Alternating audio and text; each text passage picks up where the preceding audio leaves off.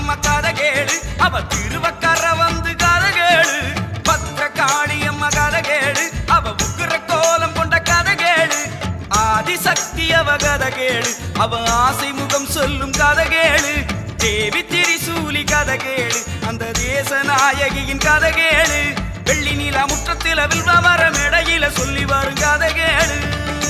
காளி இந்த பூமியில வந்து நின்ன காரணத்தை வாயார சொல்ல கேளு.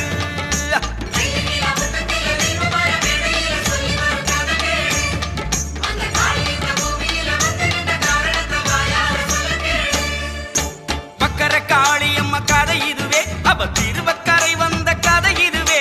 பத்திர காளியம்மா கதை இதுவே, அவ உக்கிர